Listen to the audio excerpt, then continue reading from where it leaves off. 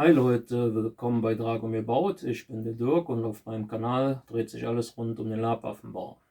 Unser heutiges Thema, was wir mal bauen wollen, beziehungsweise ich bauen will, ist ein Katana. Das ist jetzt schon mal so die grobe Skizze. Und das ist quasi für die Klinge, wie die dann nachher werden soll. Natürlich ein bisschen breiter wie original. Und ein Wakizashi werde ich dazu auch noch machen. Allerdings wird das keine Biegung kriegen. Das wird einen geraden Kern kriegen. Also gerade. Also relativ schlicht. Das Ganze hier in Holzoptik. Mal gucken, vielleicht in Schwarz, weiß ich noch nicht. Dann hier halt die Klinge. Und dann halt das Katana, das bekommt einen gebogenen Kernstab. Dazu werde ich auch noch ein Video machen. Und dann hoffe ich, dass das ganze Thema euch ein bisschen gefällt.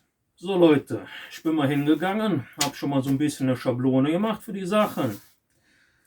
Bin noch nicht so ganz zufrieden, weil ich hatte so eine Länge, die ich machen wollte, quasi für das Wakizashi. Das Ding sieht jetzt ungefähr ein bisschen scheiße aus. Ja, das soll ja alles elegant werden.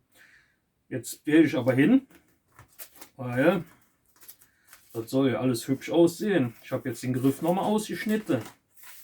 Ja, wie ihr seht, sieht natürlich nicht so toll aus. Ich werde hingehen und werde erstmal den Griff aufbauen und dann die Klinge anpassen.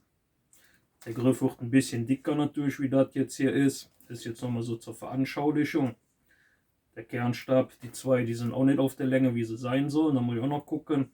Aber ich glaube, das Beste ist, dass ich erstmal den Griff mache und dann die Klinge an den Griff anpasse, damit das alles vernünftig von den Proportionen passt. So viel erstmal zu dem Wakizashi. So, dann bin ich hingegangen. Habe erstmal hier eine Schablone von der Klinge, weil ich ja auf dem Blatt schon euch gezeigt hatte, ausgeschnitten. Und bin dann erstmal hingegangen und habe das so ein bisschen mit der Biegung gemacht.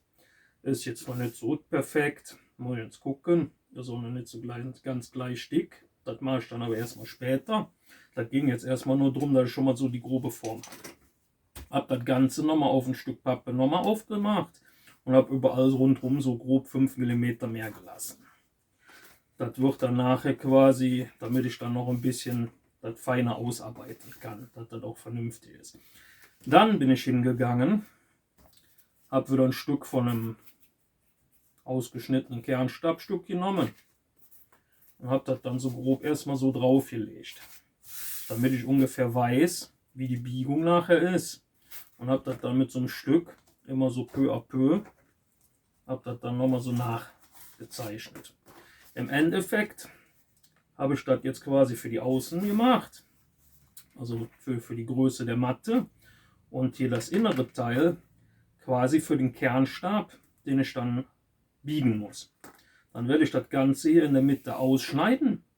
Ist natürlich nicht der komplette Kernstab auf der Länge, sondern nur quasi für die Klingenlänge.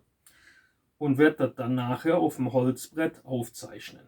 Und auf diesem Holzbrett werde ich dann später, da mache ich jetzt dann noch ein eigenes Video natürlich zu, wie ich den Kernstab herstelle, den gebogenen. Und werde dann auch über diese Schablone, die ich mir dann quasi gemacht habe, werde ich dann den Kernstab biegen, so wie ich es halt für Katana brauche.